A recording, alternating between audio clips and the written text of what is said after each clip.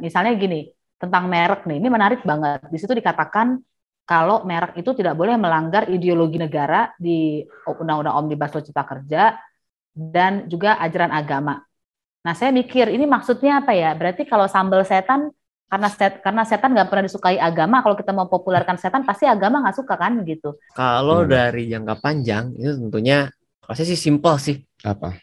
Peraturan itu dipakai untuk merebut ruang hidupnya rakyat.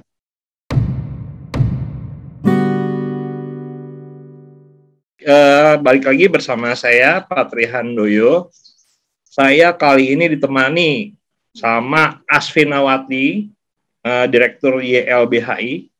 Udah pasti tahu dong, mukanya familiar ya, sering tampil di TV-TV gitu. Lalu ada Kevin ya Kev, itu Kevin kan? Yoi. Kevin juga mukanya sering nongol di TV Indonesia Tanpa Stigma. Coba deh, periksa kata kunci Sinte. Anjing. Gitu. Sama Heri Purnomo. Heri Pramono atau Heri Purnomo? Pramono. Oh, Heri Pramono. Oke, salam kenal. Salam kenal Bang. Patri. Oke. Nah, gini deh. Siapa dulu? Kevin dulu deh. Kev, boleh lo kan sebagai co-host nih. Lo coba ngobrol sama Heri Pramono deh. Soal kenapa sih setahun undang-undang cilaka ini undang-undang cilaka ya namanya? Iya. Atau kita harus menyebut sebagai undang-undang cipta kerja juga atau bebas sebenarnya? Cilaka aja lah. Oke, sip. Ini cilaka kan dari pertama juga mereka namainnya gitu, cilaka. Oke. Gimana? Apa aja sih yang terjadi? Ini pertanyaan buat lu. Gimana apa yang terjadi? Gitu ya? Iya. Ya kalau kita lihat ya dari Undang-Undang Cipta Kerja tahun yang lalu gitu. Ini si undang-undang ini tuh dirancang ketika emang kita lagi bahu-membahu lawan COVID. Oh iya. Tapi pemerintah bukannya aware kepada masyarakat untuk bisa mensupport atau membantu lawan COVID, tapi memberi karpet merah buat investasi gitu. Nah, melalui segi regulasi itu adalah Undang-Undang Cipta Lapangan Kerja gitu. Gitu.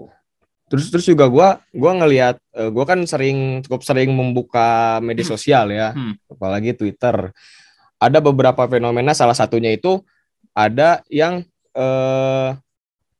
dia pekerja super pesualayan gitulah, pasar modern gitu, supermarket. Nah, gajinya itu dipotong karena dia cuti hamil, cuti sakit gitu, sampai per bulannya tuh dia cuma dibayar 300.000. Apa itu benar itu dampak dari undang-undang cilaka yang lagi kita omongin ini? Gitu. Nah, kalau dari LBH Bandung sendiri sih kita beberapa konsultasi, apalagi terkait dengan perburuhan ya. Iya, perburuhan itu sudah mulai ada yang memakai alasan-alasan Undang-Undang Cipta Kerja ini gitu. Yang dimana kalau kita melihat Undang-Undang Cipta Kerja ini yang beribu-ribu halaman tuh ya. Iya. Itu tuh dimaksudkannya salah satunya untuk fleksibilitas tenaga kerja. Fleksibilitas tenaga kerja. Yang dimana ya tenaga kerja dibuat sefleksibel mungkin, bisa di PHK dengan kondisi secepat mungkin, dan tapi tanpa dilihat tuh hak-haknya gitu. Itu yang salah satunya dari konteks perburuhan gitu. Dan kalau dari konteks yang lain, kita kemarin ada dampingan di Tasikmalaya ini terkait dengan pertambangan. Ya, warga yang di sana karena menolak kehadiran kegiatan tambang pasir yang berdampak buruk kepada lingkungannya gitu, membuat pencemaran gitu, terus mengganggu keseharian. Itu dipidanakan dengan pasal-pasal Omnibus Law. Yang dimana dalam Omnibus Law pun atau di dalam Undang-Undang Cipta Kerja tuh ada salah satu pasal yang barang siapa atau siapapun yang merintangi atau menghalangi kegiatan pertambangan ini ada konsekuensi pidana. Itu yang udah terasa gitu. Iya. Apalagi di perburuhan, kalau perburuhan tuh setiap konsultasi itu sudah mulai tuh kayak misalnya fleksibilitas, terus penghilangan uang pesangon, terus terkait apalagi cuti-cuti kayak gitu, itu nggak di apa ya, itu sudah terasa gitu gejolaknya. Iya, Nah, karena di sisi lingkungan juga sudah sama gitu. Karena yang gue lihat keluhan banyak masyarakat di media sosial itu ya terkait dengan perburuan yang tadi lu bilang itu, gitu kan. Kayak kok tiba-tiba gue kayaknya kerjanya bener gitu ya. Ya maksudnya nggak masuk juga karena beneran sakit gitu, beneran ya bukan ngada-ngada lah gitu kan. Terus kenapa tiba-tiba cuman digaji segini gitu kan. Itu sejahat itu ya berarti ya. Ya emang kalau kita lihat kan dari rancangannya aja tuh udah pemufakatan jahat gitu, apalagi ini barangnya udah jadi gitu. Dibuatnya aja secara pemufakatan jahat gitu. Apalagi ini udah jadi nih, wah saya nggak kebayang sih beberapa ke depan ini gitu. Apalagi sekarang kan peraturan pelaksananya udah pada disiapkan tuh dari konteks perburuhan, konteks agraria itu ya udah apa namanya, menciptakan bank tanah gitu ya. Bank tanah ya, yang dimana ini kan jadi ancaman juga gitu bagi konteks agraria maupun di pedesaan maupun di perkotaan gitu. Itu. Iya. Berarti kalau bentar gue tanya dulu. Kalau misalnya di Bandung sendiri tuh berarti banyak keluhan-keluhan yang masuk ke lu mengenai dampak Omnibus Law ini. Kan lu kan sebagai orang LBH nih kan gitu yang ada di kantor LBH, gimana? Sebenarnya kalau banyak keluhan tuh yang paling terdekat tuh. Gue inget tahun lalu tuh ibu gue itu seorang guru ya. Iya. Itu keluhannya tuh udah sedekat itu gitu. Jadi kayak misalnya, ya Omnibus Law gimana sih gitu kan, dapat informasi di beberapa yang ya informasi yang ya Omnibus Law tuh kayak gini gitu. Bahkan ibu gue aja sendiri menganggapnya ini sebuah ini bakal gawat nih ke depannya gitu. Kalau terus dilanjutin gitu ya, diterapin gitu. Itu pendapat ini, belum lagi teman-teman gue yang ya mungkin ke depannya atau sekarang lagi sedang termasuk dalam angkatan kerja gitu. Oh iya. Omnibus Law ini kan jadi satu hal yang menakutkan juga gitu. Angkatan kerja muda ya gitu. Pada akhirnya ya itulah. Nah, terus ini kalau menurut lo sendiri, Bang Pat, gimana nih? Kalau gue sih, karena gue sebagai pemandu acara di sini, aku mau tanya dong ke Asvin soal Omnibus Law. Omnibus Law itu apa sih? Karena setahu aku itu yang dinamakan Omnibus Law itu adalah gabungan dari mungkin ratusan undang-undang yang bisa digabungkan gitu.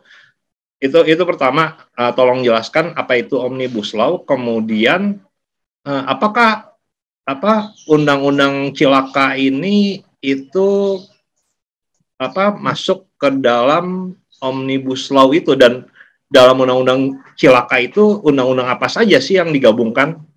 Silakan Bu Asvin. Ya, Bu Fatri dan kawan-kawan, jadi betul banget Omnibus Law itu adalah ketika ada lebih dari satu undang-undang digabung. Di negara asalnya sendiri dia dijuluki ugly law, hukum yang jelek. Ya, hukum yang jelek ya, yang buruk gitu. Dan ada dua metode sebetulnya. Dia bisa digabung satu tema, atau seperti Undang-Undang Cipta Kerja ya, Omnibus Law Cipta Kerja itu Cilaka dia banyak undang-undang. Nah, jadi yang banyak undang-undang yang tidak sejenis itu lebih jelek lagi daripada yang sejenis. Karena kan jadi sulit sekali tuh. Saya nggak tahu apakah kawan-kawan pernah baca atau yang sedang mendengarkan tuh pernah baca Omnibus Law Cipta Kerja ya. Karena misalnya kita mau cari pasal 2. Pasal 2 di undang-undang itu banyak. Karena kan ada banyak undang-undang dan ada kemungkinan pasalnya sama. Iya, benar-benar. Gitu kan, kalau di undang-undang biasa kita tinggal searching tuh pasal 2 langsung ketemu.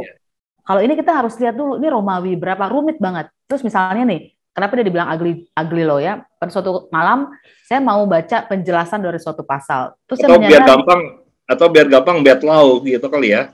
Bad law, iya, bikin mati. Jadi kalau misalnya nih, saya kepingin banget sebetulnya ya ngasih cerdas cermat gitu. Pak Jokowi kan suka ngasih cerdas cermat tuh ya. Gimana? Nama-nama ikan. Saya kepingin, Pak, saya ganti kasih cerdas cermat. Coba buka penjelasan ini. Saya kasih nih penjelasan pasal. Menurut Bapak, ini penjelasan dari undang-undang yang mana? Itu sulit. Karena misalnya tadi penjelasan pasal 20 itu bisa ada beberapa pasal. Jadi nggak semudah itu, dan saya butuh waktu kira-kira 15 menit untuk memecahkan sandi cara membaca penjelasan Omnibus Law tidak melalui pasal. Jadi kita bisa bayangkan di situ mengatur soal buruh, mengatur soal masyarakat petani, bagaimana mereka yang nggak punya banyak waktu harus ngebaca undang-undang semacam ini gitu ya. Jadi itu makanya dibilang agri law. Terus yang kedua tadi pertanyaannya dia mengatur apa saja ya? Ada sekitar 72 di undang-undang Cilaka itu. Betul, kan mereka bilang ada kerja, ya? Betul, kan mereka bilang tadinya ada berapa ya? Saya jadi lupa. 11 klaster atau 10 klaster, tapi sebetulnya kalau kita lihat undang-undangnya 70-an. Mulai dari undang-undang kepolisian, undang-undang merek, undang-undang geografi, undang-undang pariwisata, belum yang undang-undang minerba juga ada di situ. Pokoknya Al-Mugada apa lo mau gue ada, itu Omnibus Law gitu ya, ngalah-ngalahin Al-Mugada dia. Itu baru satu pertanyaan lagi, sorry aku lupa apa tadi ya. Ya itu gabungan dari apa aja, dari tadi ada undang-undang perburuhan, kemudian undang-undang apa lagi? Ada 72 aja pokoknya ya. Iya, ada soal pesisir. Jadi kalau kita ambil klaster-klaster besar ya, ada soal buruh migran juga ada, kemudian pendidikan juga ada, keimigrasian ada, terus soal tadi ya pesisir, soal tanah, makanya ada bank tanah, ada macam-macam pokoknya sampai mengatur lembaga penjamin investasi, macam-macam. Nah, tapi kan gini, itu undang-undang cita-citanya kan untuk menciptakan lapangan kerja, makanya namanya undang-undang Cilaka kan, cipta lapangan kerja kan. Tapi apa yang terjadi sih kemudian apalagi setelah setahun ini? Selain tadi yang sudah dibilang sama Heri itu. Betul. Jadi sebetulnya tuh kenapa bisa ada orang dipotong gajinya, karena ada skema pengupahan yang baru, yaitu dia bisa berdasarkan waktu, misalnya 8 jam berarti bisa dikasih gaji, kasih upah, atau dia berdasarkan satuan hasil, udah menghasilkan 20 panci gitu, atau ada satu lagi, ini yang menjebak, waktu dan hasil. Jadi kalau kita udah bekerja 8 jam, tapi targetnya adalah 20 panci, kita belum 20 panci, kita tetap nggak berhak untuk upah, dan kita berhak untuk dipekerjakan lagi sampai targetnya terpenuhi. Nah, karena itulah, maka orang bisa dikurangi gajinya, atau bahkan bisa jadi kayak perbudakan modern, kerjanya lama tuh, ingat kan dulu kasus di pabrik panci itu. Nah, itu salah satu. Nah, yang lain yang terjadi sebetulnya karena ketentuan tentang kontrak dan subkontrak outsourcing nyaris semuanya dihapus ya, pegangan-pegangan untuk mengamankan buruh, maka ini menjadi liar. Semua pekerjaan bisa disubkontrak. Kalau dulu kan hanya untuk yang bukan pekerjaan inti ya. Jadi kalau misalnya perusahaan itu punya produksi, maka di bagian produksi tidak boleh di outsourcing. Nah sekarang ketentuan itu udah nggak ada lagi. Jadi nanti semua jenis pekerjaan bisa di outsourcing, terus kontrak dulu kan maksimal 3 tahun ya. Tapi sekarang tidak ada batas waktu 3 tahun. Jadi orang bisa jadi 5 tahun. Ya tergantung peraturan pemerintahnya gitu, tergantung aturan turunannya. Jadi ada ketidakpastian. Jadi tadi kalau yang kata Heri soal flexible labor market ya, ini ada lagunya tuh, easy come easy go. Mungkin mudah masuk, tapi mudah keluar, dan sebetulnya nggak mudah karena ternyata di lapangan perusahaan-perusahaan atau yayasan-yayasan subkontrak itu outsourcing itu minta uang.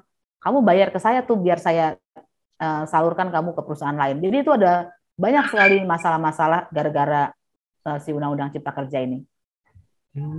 Oke. Nah, Kevin atau Heri, ya, ada nggak yang apa ya? Ya gara-gara UU Undang-Undang Cipta ini kan belum udah ada peraturan pemerintahnya belum sih, Her? Kalau peraturan pemerintah udah ada beberapa ya, Bang. Kalau yang aku sempat baca tuh kemarin tentang ketenagakerjaan, tuh tentang pengupahan, terus sistem kontrak, itu udah tersedia, dan ada lagi beberapa peraturan pelaksana yang terkait dengan pertanahan dan lain-lain gitu. Dan ya itu juga kita belum baca semua gitu ya. Karena saking banyaknya dan saking jelimetnya gitu. Tapi kasus udah pada masuk. Kasus ya lumayan sih kalau dari LB Bandung konsultasi udah ada yang menjurus ke dampak dari omnibus. Gitu. Terutama di bagian perburuhan ya. Iya, perburuhan. Yang tadi yang fleksibel itu ya. Ya. Nah, Kev, kalau lu terdampak nggak sama omnibus law ini? Ini sih apa namanya kan karena gue belum bekerja ya. Tapi teman-teman gue udah ada yang bekerja kan gitu, dan mereka merasa juga ada potong-potongan yang mereka nggak ngerti juga sebenarnya nih kenapa dipotong. Tapi ya udahlah kan gitu, namanya pekerja, manut-manut aja gitu. Gimana lagi kan? Balik lagi dia juga butuh uang buat hidup, jadi ya udah gitu. Gitu makanya ya? Makanya itu kan tadi kan gue tanyain ke Harry ini sebenarnya potongan-potongan ini gimana sih gitu, kenapa kok bisa gitu kan. Makanya tadi pertanyaan awal gue tuh karena ya yang gue rasakan itu ya orang-orang di sekitar gue yang bekerja itu ya dipotong gak jelas gitu karena alasan-alasan A B C D E, dan mereka butuh uang juga, butuh kerja juga, jadi ya udah mereka pada akhirnya ya nyerah sama keadaannya, yang penting menghasilkan uang gitu. Dan gini ya, sebelum adanya undang-undang cilaka ini kan sebenarnya buruh itu menjadi kelompok yang kita sebut paling dirugikan ya dalam rantai ekonomi itu kan, gitu. Itu sebelum ada undang-undang cilaka, gitu. Apalagi sekarang saya nggak tahu deh sudah setahun ini gimana tuh. Bu Asvin mungkin bisa menjelaskan soal ini. Ya, jadi kalau dari keterangannya pemerintah udah ada 45 peraturan pemerintah dan 4 peraturan presiden ya. Jadi sudah ada 49 aturan turunan mulai tentang penyelenggaraan perizinan gitu ya, itu kepentingan mereka banget, perizinan di daerah, kriteria usaha mikro dan kecil sampai ya yang tadi disebutkan Harry soal buruh, tapi juga ada soal tentang bangunan gedung, tentang arsitek, jadi ini ngeri ya, jalan tol, jadi ini ngatur semuanya gitu ya. Jadi kalau misalnya kita sebetulnya bisa mengatakan tidak ada satupun manusia di Indonesia yang tidak terpengaruh dengan undang-undang ini apapun profesinya. Arsitek juga ada, penyelenggaraan kehutanan, orang masyarakat yang tinggal di hutan jelas dia kena gitu ya. Belum lagi soal bidang energi, sumber daya mineral, soal kelautan dan perikanan, peraturan pemerintah tentang kelautan perikanan. Tadi juga Harry sudah bilang soal peraturan di bidang pertanian, bidang perdagangan, yang suka bawa-bawa kendaraan di jalan itu ada soal lalu lintas angkutan jalan, pelayaran, dia semua ada ini. Ngeri sekali ini.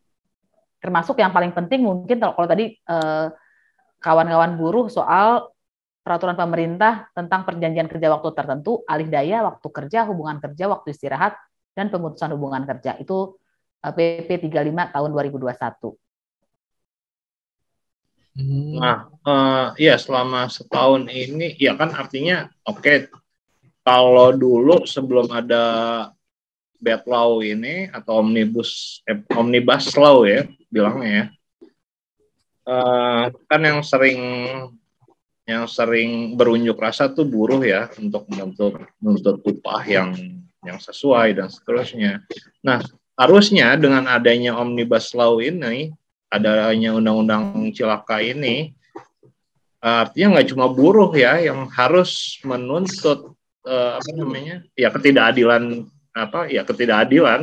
gitu. Teman-teman yang lain juga kayak arsitek dan seterusnya itu udah nyampe tingkat ke sana belum sih? Ini boleh dijawab sama Asvin atau Harry atau Kevin deh, silakan. Siapa dulu nih? Saya pikir kayaknya belum semua ya. Meskipun kami terus berusaha dengan segala keterbatasan memberitahu banyak sektor gitu ya, tapi ada aja yang belum terinfokan pasti ya. Misalnya gini, tentang merek nih, ini menarik banget. Di situ dikatakan kalau merek itu tidak boleh melanggar ideologi negara di Undang-Undang Omnibus Law Cipta Kerja dan juga ajaran agama. Nah, saya mikir ini maksudnya apa ya? Berarti kalau sambal setan karena setan nggak pernah disukai agama, kalau kita mau populerkan setan pasti agama nggak suka kan gitu.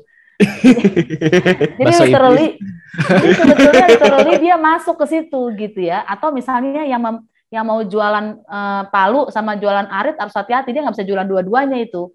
Karena nanti bisa kena juga. Artinya yang mau saya bilang, ini tuh lebih mengerikan sebetulnya daripada yang kita bayangkan. Ya persis seperti di awal, kenapa dia dibilang hukum yang jelek tadi itu, karena dia nggak membantu orang untuk mengetahui undang-undang, padahal katanya sekali undang-undang itu dibuat dan diundangkan, masyarakat nggak bisa bilang saya nggak tahu Pak bahwa kalau sambal setan itu bisa artinya itu kan tafsiran nanti pelaksana undang-undang bisa sampai ke sana gitu. Jadi banyak sekali hal-hal yang aneh soal juga agama yang diakui dimasukkan lagi ya kelompok keagamaan kan kalau Pak Jokowi itu dan pemerintah sekarang kan suka kampanye kebinekaan tuh ya, saya Indonesia, saya Pancasila gitu. Tapi pasal-pasal di Omnibus Law Cipta Kerja itu aneh, nggak sesuai dengan kampanye itu, malah melanggar kebebasan beragama orang, kebebasan berkeyakinan orang. Jadi memang kita penting banget nih acara-acara kayak teman-teman Rumah Cemara ini supaya banyak orang menyadari ternyata bukan cuma soal buruh dan petani aja nih yang akan terkena dampak dari Undang-Undang Omnibus Law Cipta Kerja.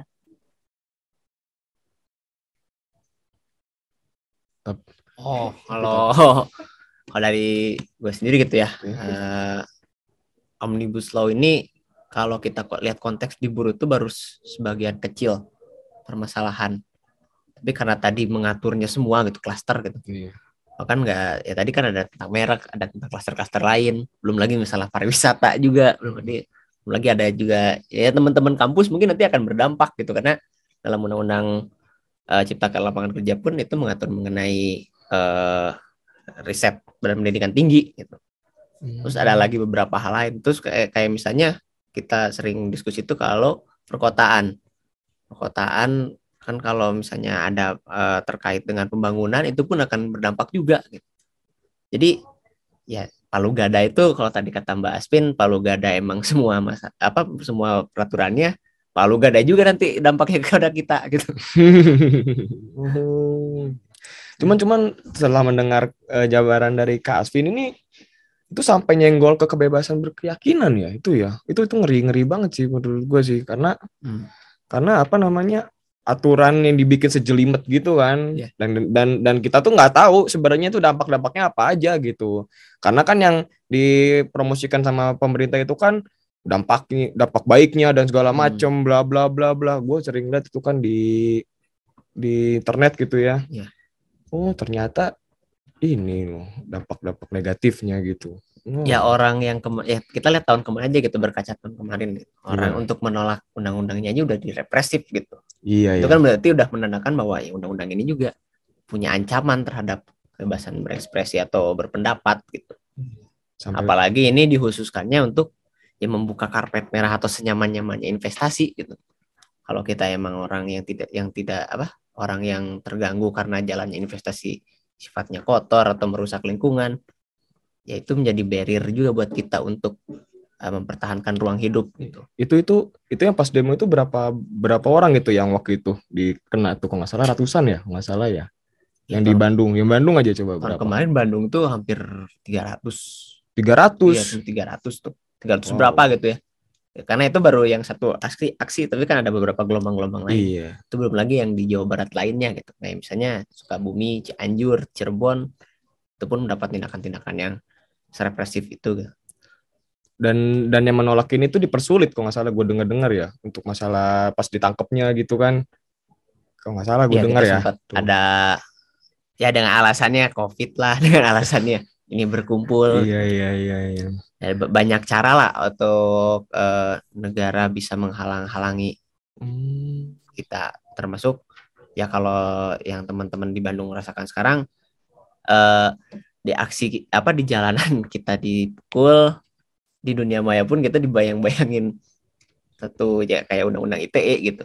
Iya. Jadi bayang-bayang kekerasannya udah sampai ke dunia yang sangat maya gitu. Iya. Apalagi kita untuk membahas ya pasca Omnibus ya kita lihat. Iya. Oke. Ya, kalau YLBHI sendiri, Vin bikin kajian nggak sih untuk setahun Undang-Undang Cipta Kerja ini, Cipta Lapangan Kerja?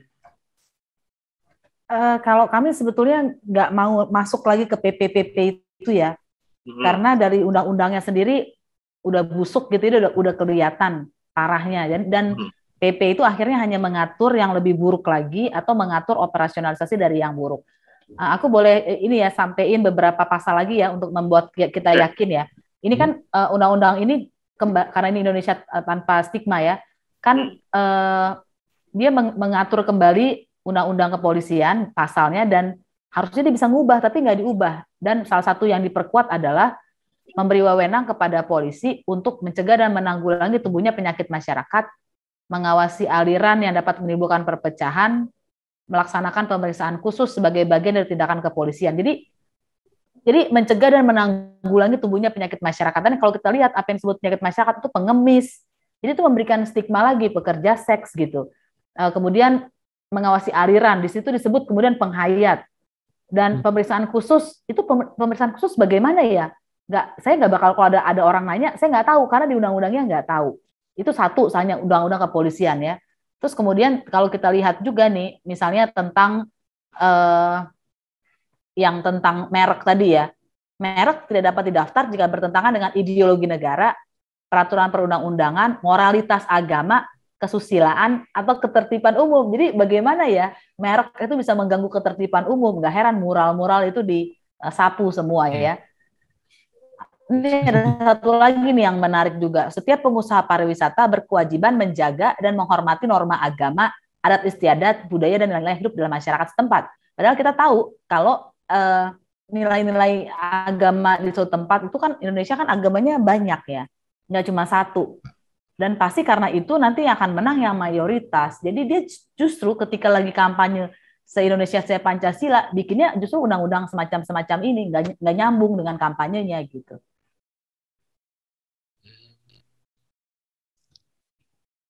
Iya benar sih. Nah terus ya kemarin kami juga ngobrol ya. Ini kan fenomena ini sama nggak sih fenomenanya dengan fenomena penyempitan ruang-ruang publik gitu untuk masyarakat bisa apa ya berekspresi dan seterusnya gitu-gitu. Ya, itu nyambung atau banget. apa pemiskinan demokrasi gitu kali ya. Ya, itu nyambung banget ya, karena Omnibus Law Cipta Kerja juga membuat aturan. Jadi gara-gara Omnibus Law, polisi dapat tambahan kewenangan. Kalau dulu cuma izin operasional, sekarang izin usaha perusahaan pengamanan. Gitu ya. Jadi kita bisa bayangin polisi mengeluarkan izin perusahaan untuk jasa pengamanan, kemudian dia yang membina, polisi juga yang mengawasi. Jadi kalau kira-kira teman-teman buruh nanti datang untuk aksi gitu ya, dan dipukul sama satpam, itu lapor ke polisi, polisi udah punya konflik kepentingan karena dia bikin izin usaha dan lain-lain. Dan celakanya ini pinter tanda kutip pemerintah sekarang ya, dia ngecer aturan, bikin peraturan Polri tentang PAM Swakarsa.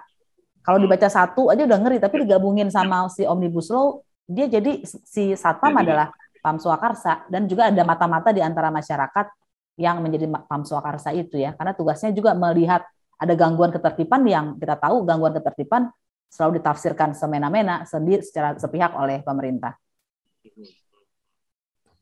Ya. Kev, gimana Kev? Iya itu apa namanya? Yang sapam itu ngaruh juga nggak sih sama seragam sapam yang pada akhirnya berubah menjadi warna coklat sekarang? Benar itu peraturan polisi yang sama. Itu ya. Peraturan Polri. Berarti kan bisa dibilang kalau satpam itu sekarang didikte oleh kepolisian gitu, dengan adanya aturan ini gitu. Iya, dia menjadi lebih di bawah, jadi lebih terkonsolidasi lah gitu ya. Satpam menjadi lebih terkonsolidasi dengan Polri. Semoga aja Satpam BCA nggak kayak gitu ya. Udah kayak gitu, man. Udah pakai baju coklat. Gila ya. BCA mah baik-baik aja kayaknya.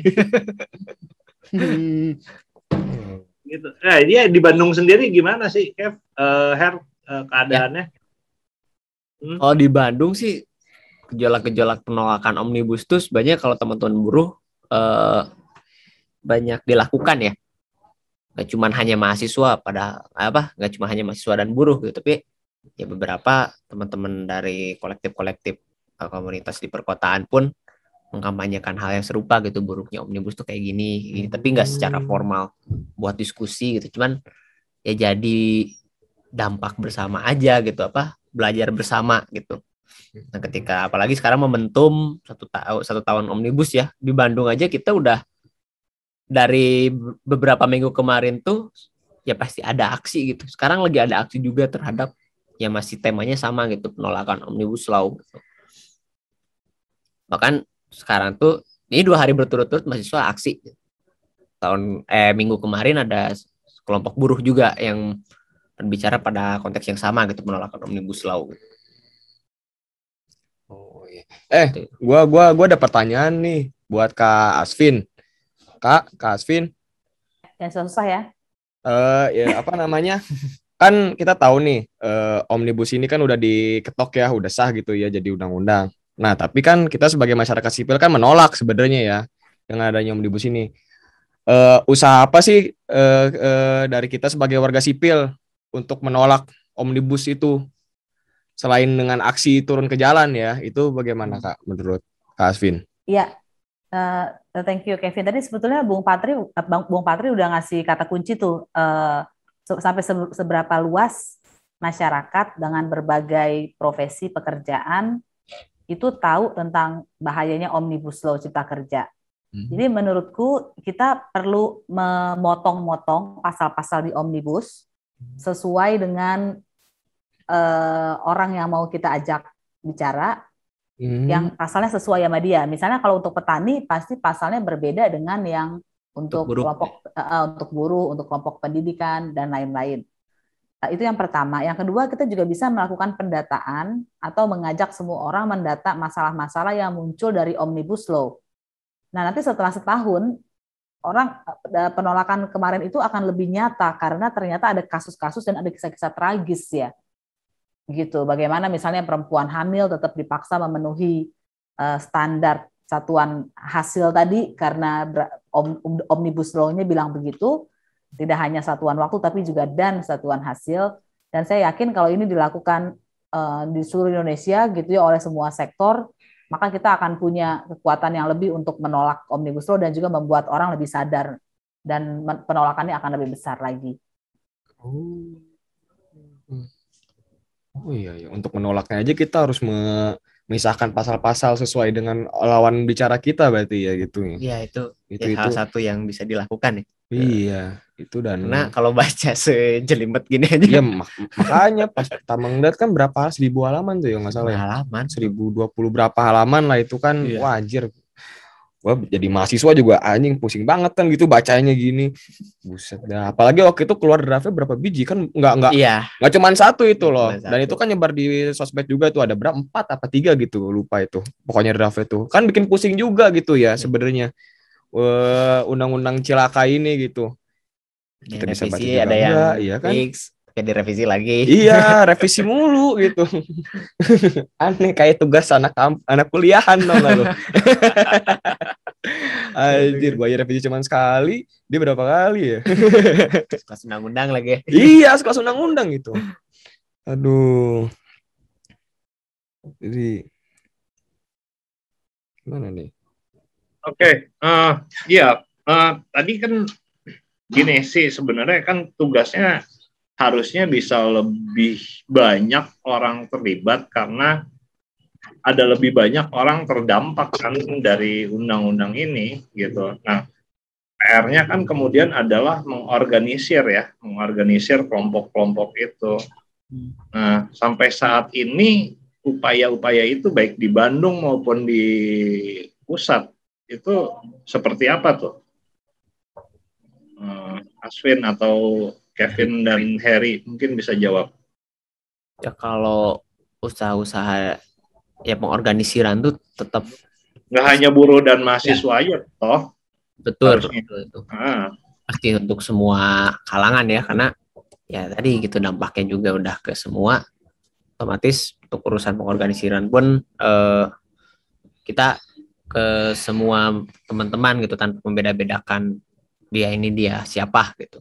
Dan di Bandung pun sempat ya putaran-putaran diskusi masih tetap terus dilakukan, terus ya update untuk terkait dengan gelombang-gelombang diskusi pun masih teman-teman kampus masih sering diselenggarakan. Kan kalau misalnya ini udah mulai lumayan lenggang nih offlinean, walaupun kita perlu tetap untuk prokes gitu ya. Ya kita kemarin sempat ke petani juga sih di Majalengka gitu, membicarakan bahwa ini ada dampak gak gitu. Bagaimana teman-teman petani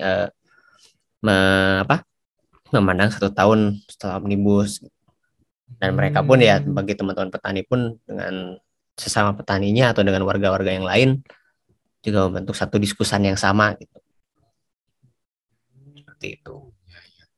Itu sih ya upaya-upaya sebenarnya banyak upaya-upaya lagi ya gitu ya, seperti kayak misalnya teman-teman buruh yang sekarang mungkin udah nggak mikirin lagi aspek penyelesaian secara hukum ya, karena ya dengan adanya omnibus, dengan adanya PPP yang lebih kacau lagi atau lebih busuk lagi dari undang-undangnya, itu seakan-akan menutup kesempatan-kesempatan yang bisa dirasa untuk dijawab dengan masalah-masalah atau prosedur-prosedur hukum gitu. Tapi ya teman-teman buruh lebih banyak maksimal di organize. Kayak misalnya ya beberapa teman-teman buruh lebih punya porsiran banyak untuk melatih misalnya terkait dengan PKB, memperkuat dalam PKB perjanjian kerja bersama ya? Gitu. Tapi di PKB itu bukan partai ya? Bukan. Gue kira partai kurang biru itu. Seperti itu, dan ya beberapa upaya-upaya pun banyak dilakukan sih gitu. Terutama ya kalau dari Bandung sendiri, aksi Kamisan aja sampai sekarang hari Kamis pun itu masih membahas gitu terkait ya gelombang-gelombang penolakan terhadap Omnibus Law ini. Karena lawan. Nah, gimana di YLBHI? Iya, sama. Aswin. Iya, sama tadi seperti Harry ya. Dan tentu saja ini nggak cuma dilakukan oleh YLBHI. Kalau kami juga berusaha menyasar yang kelompok yang sama ini seakan-akan nggak terhubung, kelompok minoritas ya. Kelompok misalnya minoritas keagamaan itu kan seolah-olah nggak ada hubungannya nih dengan Omnibus Law, karena yang banyak menolak buruh gitu. Ya. Juga buruh migran dan guru misalnya ya, pendidik, karena nanti itu akan ada kaitannya dengan meskipun sebagian besar pasalnya nggak jadi disahkan, di drop gitu, tapi masih ada yang terkait dengan mungkin pendidikan asing di tempat-tempat sentra-sentra ekonomi yang khusus gitu. Gitu. Ini gue ada pertanyaan lagi nih. Ya, gimana? Kan waktu itu kan kampanye pas belum dijadiin undang-undang Cilaka ini kan, itu kampanyenya kan dia akan meningkatkan lapangan pekerjaan dan menurunkan pengangguran nih katanya. Waktu itu kampanyenya mereka kan. Cita-citanya kan begitu. Ya, nah kan sekarang udah setahun nih. Nah itu gimana sih? Itu maksudnya gimana tuh, bener nggak sih angka pengangguran itu jadi turun gitu, lapangan pekerjaan tuh jadi makin banyak gitu, apa mungkin jadi malah banyak pengangguran karena jadi banyak yang dikeluarin gitu. Tadi katanya kan ada gampang masuk gampang keluar gitu ya. Nah itu gimana tuh, gue nanya ke Eri sama Kak Asvin atau si Bang Patri juga, gimana? Ya kalau tanya semuanya. Iya, tapi sempat kerasa juga gitu, kemarin sempat bareng teman-teman mahasiswa ngebahas mengenai, kita berbicara masalah angka gitu, dan bisa nggak bisa menunjukkan sih. Jadi ada angka BPS yang menunjukkan kondisi ketenagakerjaan kita tuh sekarang seperti ini loh, seperti ini sekarang seperti ini. Dan angka itu kalau kita disandingkan dengan setahun Omnibus Law, Dan dihubungkan dengan semasa COVID. Iya. Ya yang pengangguran tetap pengangguran gitu. Oh, jadi jargon-jargon itu nggak ada ngaruh-ngaruhnya gitu sebenarnya gitu. Kalau saya lihat dari beberapa angka yang dari beberapa media juga ya, kayak misalnya Kata Data dan dari BPS juga gitu sempat melihat bahwa ternyata angkanya gini-gini aja gitu. Dan yang mungkin yang akan lebih punya ancaman tuh angkatan kerja yang sekarang akan masuk dan angkatan kerja yang sekarang lagi ya yang sekarang jadi angkatan kerja gitu. Bukan masalah pengangguran aja, tapi lebih jauh itu yang lebih parah tuh bahwa ya hak-haknya pun udah nggak bakal dilirik lagi oleh negara gitu. Nggak adanya regulasi seperti ini. Nah ini kalau menurut Kak Asvin gimana Kak? Ini kalau untuk di Indonesia sendiri gitu, bener nggak sih angka pengangguran itu malah jadi makin turun gara-gara adanya omnibus ini? Apa itu cuman jadi jargon belaka doang gitu kan? Biar gampang diketok gitu. Jadi pertama nggak ada kaitannya antara investasi dengan lapangan kerja. Itu sudah dibuktikan di dalam data pemerintah sendiri ya. Ada suatu tahun ternyata investasi meningkat, lapangan orang yang bekerja sama atau turun. Karena kita tahu kalau investasinya adalah yang bukan yang foodless ya, bukan yang tapi yang banyak teknologi, maka dia nggak perlu banyak orang, sehingga sebetulnya investasi itu tidak berbanding lurus dengan peningkatan lapangan kerja. Kedua, sebetulnya kenapa sih orang butuh kerja? Kan karena dia butuh makan gitu. Apakah orang harus bekerja pada orang lain untuk makan? Kan enggak. Kalau dia punya sawah, punya kebun sendiri, dia sebetulnya udah sejahtera dalam kacamata dia. Nah, justru Omnibus Law ini, Cipta Kerja, mengambil tanah, lahan, kebun orang. Jadi bukannya orang mendapat kerja, tapi orang berkurang kesejahteraannya.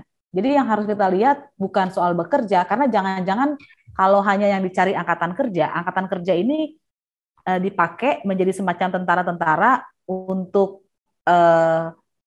memproduksi, dan akhirnya yang mendapatkan untung si pengusahanya, bukan dia sendiri. Karena dia gajinya kecil, jam kerjanya lama, akhirnya dia jadi sakit kalau bekerja selama bertahun-tahun, kualitas hidupnya menurun, nggak ketemu keluarganya, daripada dia dibandingkan ketika dulu dia masih punya alat produksi, meskipun kebun atau misalnya sawah, dia bisa punya kualitas hidup yang lebih baik. Jadi sebetulnya Omnibus Law itu menurunkan kualitas hidup dan kesejahteraan orang Indonesia, dan itu yang lebih penting selain juga peningkatan pekerjaan itu kan nggak terbukti ya, ketika mau disahkan itu 20-an lebih investor itu kemudian mempertanyakan kenapa bisa ada kebijakan omnibus gitu. Kalau katanya mau menarik investor, itu ada investor yang protes. Jangan-jangan kalau gitu investor yang masuk ke kita yang mana, yang abal-abal, yang nggak peduli pada lingkungan, yang nggak peduli pada anti korupsi. Nah iya, berarti sekarang udah setahun undang-undang itu disahkan, ada kesempatan nih yang lebih besar lagi untuk ya tidak hanya buruh, mahasiswa, dan kelompok-kelompok yang sering unjuk rasa ya, teman-teman. Jadi banyak ya, harusnya lebih banyak lagi yang bergabung dalam barisan untuk menolak si undang-undang ini, undang-undang Cilaka ini, gitu harusnya ya. Nah itu yang jadi PR. Dan nah tantangannya apa sih, atau sulitannya apa sih untuk mengorganize masyarakat yang harusnya lebih potensial gitu untuk bisa menggagalkan Omnibus Law ini? Asvin atau Harry deh. Siapa dulu nih ya? Asvin dulu deh. Asvin dulu deh. Oke. Yang pasti pandemi itu sangat berpengaruh ya.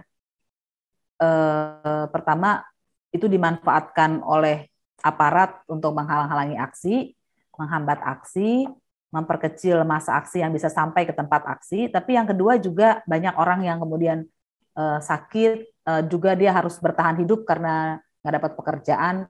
Jadi boro-boro mikirin yang besar gitu ya, Omnibus Law, tapi dia juga harus berusaha tetap hidup, mencari makan. Nah, situasi pandemi ini memang sangat-sangat sulit. Itu menurut saya hambatan utama. Kenapa Omnibus Law itu pun waktu itu penolakannya udah besar banget sebetulnya ya di tengah hambatan itu. Nanti kalau nggak ada COVID udah nggak ada lagi, saya pikir akan lain lagi tuh ceritanya ya. Ada lagi mungkin kalau ya COVID, balik lagi COVID ya. Karena kita beberapa juga untuk bisa menjangkau teman-teman yang di mungkin Bandung masih bisa dijangkau gitu ya. Kalau misalnya terkait dengan teknisnya secara offline gitu atau online gitu ya.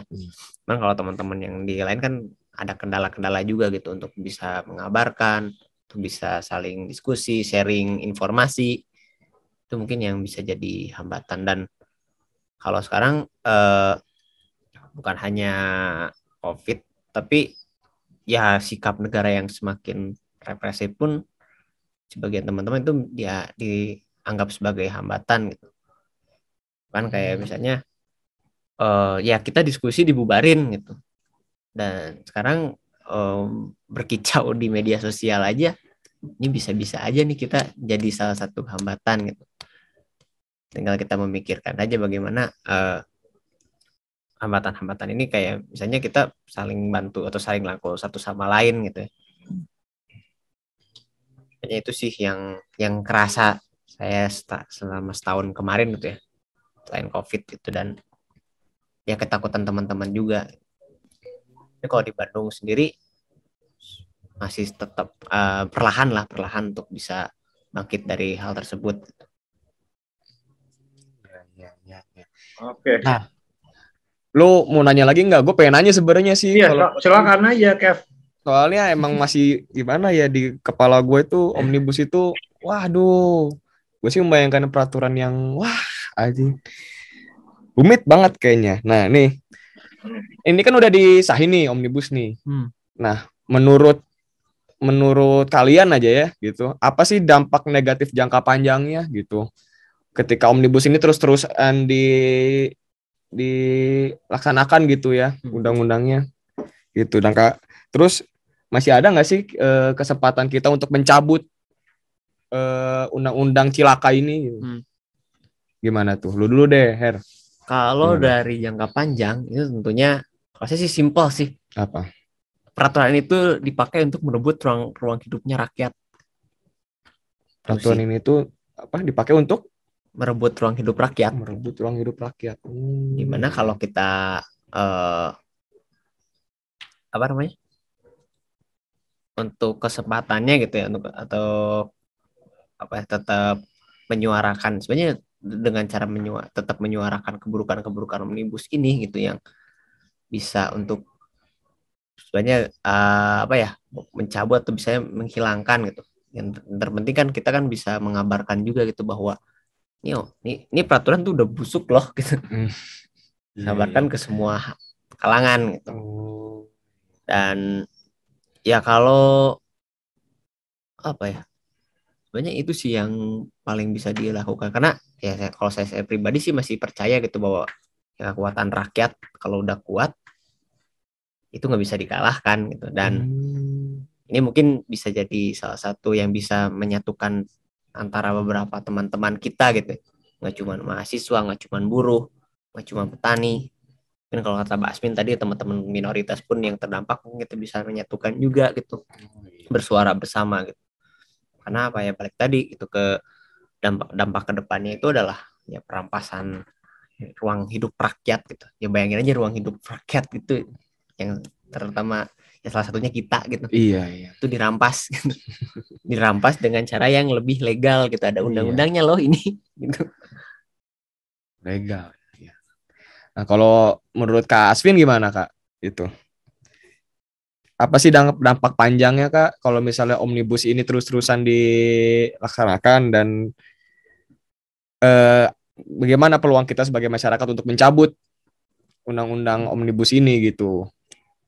Oke, ini pertanyaan yang penting banget ya, membayangkan akan seperti apa. Jadi kan kalau hukum itu akan menimbulkan akibat apa itu bisa dibayangkan karena pasal-pasalnya kan tersaji di hadapan kita gitu.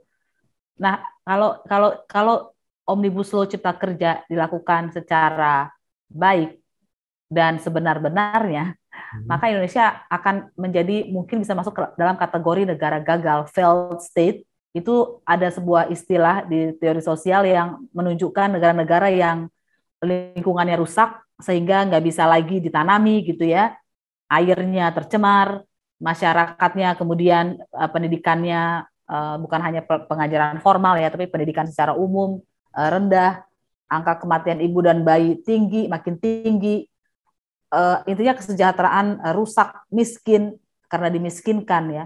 Ini sebetulnya persis seperti film-film yang mencoba menggambarkan situasi bumi ketika manusia kerakusannya itu nggak bisa dibendung, nggak ada batasnya gitu. Nah, apakah ini berlebih-lebihan? Enggak, karena ketentuan-ketentuan hukum lingkungan yang menjaga lingkungan itu betul-betul dipangkas habis-habisan ya. Dan kita tahu lingkungan itu kalau sudah rusak tidak mudah, pulihnya itu nggak mudah. Nggak seperti kalau kita sakit flu, gitu ya. Dia kalau misalnya air laut sudah tercemar, bagaimana memperbaikinya? Karena kan air itu terus mengalir, bercampur. Karena itulah sekarang ada gerakan dunia kan untuk perubahan iklim. Ya karena yang ngebakar hutan di mana, yang dikena juga di negara mana gitu. Kita kan udah mulai itu. Asap kita sampai ke Singapura, sampai ke Malaysia, sampai ke mana-mana. Jadi itu ya. Jadi sebetulnya yang lebih besar lagi dari itu, Omnibus Law ini sedang ikut berkontribusi pada kiamat versi manusia ya, karena dan ini nggak berlebih-lebihan karena suhu bumi kan naik terus, dan kalau suhu bumi naik terus maka salju akan mencair, ya kita bisa tenggelam, nggak ada tempat lagi untuk tinggal ya. Jadi ini persis seperti kalau kita nonton film ya, yang sekarang kita nontonnya dengan menikmati gitu ya, seru-seru, wah gini. Terus pahlawannya, tokoh utamanya berhasil selamat gitu, tapi sebagian besar manusia juga mati gitu di film, atau kalau enggak filmnya happy ending, berhasil digagalkan itu operasi merusak bumi. Nah, Omnibus Law ini kalau kita nggak hentikan akan membawa kita menjadi pemain film tapi di kehidupan nyata. Semoga nggak, saya sih nggak kepingin jadi pemain film di kehidupan nyata yang begitu ya. Nah, jangan sampai ya. Tapi saya juga kan. Ini nggak berlebih. Ngeri. Sekalinya kesempatan main film begitu ya, ternyata kehidupan sendiri dan nggak bisa diubah, skenarionya nggak bisa diubah, gitu. Nah, apakah kita masih ada harapan? Ada, tapi kita harus menyadari begini. Saya sering ulang-ulang ini karena saya sangat terkesan ya. Pada suatu ketika LBH nanya lah gitu kepada Gus Dur, terus nanya suatu masalah hukum, minta tolong. Gus Dur kemudian bilang gini, ini LBH ya gitu. Ya Gus, ini LBH kok nggak ngerti-ngerti masalah politik jangan dilawan dengan masalah hukum. Jangan dilawan dengan hukum. Masalah politik dilawan dengan politik. Kenapa bisa ada Omnibus Law Cipta Kerja? Karena politik Indonesia itu sudah brengsek, yaitu para wakil rakyat dan pemerintah membuat aturan tidak untuk masyarakat, tapi untuk dirinya sendiri. Buktinya apa? Laporan Bersihkan Indonesia menunjukkan ada 18 orang setidak-tidaknya di Satgas Omnibus Law yang punya kepentingan, konflik kepentingan dengan undang-undang yang dia buat. Dia terafiliasi dengan tambang, juga dengan energi kotor, padahal bikin aturan bisa royalti 0% untuk tambang batu bara. Padahal dia terafiliasi dengan tambang batu bara, itu kan buat untuk dirinya sendiri. Dan ini semua karena bersumber dari politik, karena undang-undang itu dibuat oleh DPR, anggota DPR adalah sebagian besar adalah petugas partai dan dipilih melalui proses politik. Presiden juga begitu. Sekarang ini kita seakan-akan memilih presiden ya, tapi sebetulnya kita nggak memilih. Kita itu cuma menjustifikasi presiden pilihan partai politik. Karena cuma ada 2 presiden. Jadi kalau ini nih ada silat, ada kopi nih ya. Kan kalau misalnya ditawarin nih, mau kopi dingin atau kopi panas, saya mau teh aja atau saya mau air putih aja. Nggak bisa, adanya kopi dingin atau kopi panas. Yaitu calon presiden kita. Karena dipilihin oleh partai politik cuma 2, kita nggak ada pilihan yang lain. Dan karena itu kalau kita mau mengubah sampai ke akar-akarnya persoalan-persoalan seperti ini supaya nggak berulang lagi, dan pasti akan berulang dan sudah berulang masalah-masalah Omnibus Law Cipta Kerja, ya kita harus ubah sistem politik Indonesia supaya rakyat yang bisa menentukan apa yang dikehendaki rakyat, bukan para wakil oligarki atau wakil partai. Kevin, masih ada yang mau ditanyain nggak? Cukup sih, cukup lah. Nah, kalau aku pengen ini dong, baik Aswin maupun Heri.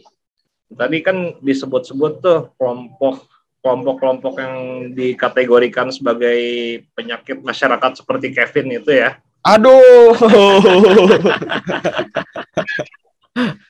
Nah, ya apa namanya? Mudah-mudahan ini jadi pertanyaan saya yang terakhir ya. Tolong tolong disampaikan kepada teman-teman kelompok-kelompok marginal, terutama yang berhubungan sama stigma gitu, kayak misalnya pekerja seks, kemudian waria, terus apa lagi ya? Ya itulah, ya kelompok-kelompok yang seperti itu, kelompok-kelompok yang marginal, kemudian di stigma, terus mungkin juga konsumen narkoba gitu, apa yang perlu disampaikan terkait dengan Undang-Undang Cipta Kerja ini, Kak Aswin atau Heri, silakan. Heri dulu mungkin mau. Boleh. Apa ya yang bisa banyak Kak? Ya kalau kita dan teman-teman itu siapapun orangnya gitu, ketika melakukan penolakan Omnibus Law gitu, ayo kita sama-sama gitu. Dan termasuk buat teman-teman yang kayak tadi ya, pengguna narkoba, terus orang-orang dengan ODIF gitu ya, HIV AIDS. Ya mungkin kalau dengan dampaknya ke kaum minoritas tadi yang telah diceritain sama Mbak Aspin itu nggak terlalu bisa sampai gitu, atau misalnya, tapi ada dampak-dampak lainnya juga gitu, kayak misalnya kalau misalnya dia teman-teman dari ODIF atau teman-teman dengan konsumsi narkoba itu seorang buruh, mungkin itu baru akan kerasa juga gitu dengan Omnibus Law ini gitu. Dan ya segala hal gitu ya, entah itu teman-teman kaum minoritas ini bakal dibayang-bayangi dengan penggusuran, itu kan bisa juga gitu. Itu pada ya konteks-konteks lain tuh ya, karena Omnibus Law ini terkait semua hal gitu ya, ya dampaknya pun lambat laun akan sama-sama diterima gitu, atau sama-sama akan dirasakan gitu. Nah, untuk buat teman-teman yang ya tadi kaum marginal, kaum minoritas gitu ya, ya selama kita ingin menolak atau melakukan upaya-upaya terhadap penolakan Omnibus Law, ya ayo kita sama-sama gitu. Karena ya selama kita rakyat, selama kita berusaha untuk mempertahankan ruang kita, Omnibus Law ini bakal jadi penghambat. Omnibus Law ini bakal jadi mengganggu gitu untuk niat-niat baik kita untuk ya tadi mempertahankan lingkungan hidup kita, ruang hidup kita, terus memperjuangkan hak-hak kita. Kemudian kedepannya Omnibus Law ini bakal menjadi salah satu ancaman gitu, atau salah satu yang jadi senjata buat kita mempertahankan hal-hal baik tersebut gitu. Jadi penghalang gitu ya. Jadi penghalang. Mungkin gitu Bang Patri. Oke. Ya, jadi kalau saya mau baca ini untuk ketemu penjelasan dari Omnibus Law ini supaya meyakinkan kita. Yang dimaksud dengan penyakit masyarakat antara lain. Jadi ada yang nggak disebutkan, artinya tafsirnya bisa lebih luas. Antara lain pengemisan dan pergelandangan, pelacuran, perjudian, penyalahgunaan obat dan narkotika, pemabukan, perdagangan manusia, penghisapan atau praktek lintah darat, dan pungutan liar. Itu. Jadi ini bukan, percayalah bahwa cepat atau lambat Omnibus Law akan menimpa kita semua, siapapun itu, meskipun kita tidak pernah mendengar ya bahwa, atau tidak terlalu ngetop pasalnya, karena Omnibus Law ini saling terkait sebetulnya ketika dia mau menciptakan nanti wilayah 10 Bali baru sebagai bagian dari proyek strategis nasional, dan Omnibus Law Cipta Kerja persis adalah terkait akselerasi proyek strategis nasional, maka pasti pengemisan dan pergelandangan dan lain-lain itu akan diusir dan semakin menyulitkan lagi gitu orang-orang yang nggak punya pilihan seperti manusia gerobak itu ya. Karena itu mari kita bersama-sama melakukan apa yang kita bisa di bidang kita masing-masing supaya pada akhirnya Omnibus Law ini bisa dicabut dan tidak diberlakukan kembali. Ya, baik teman-teman.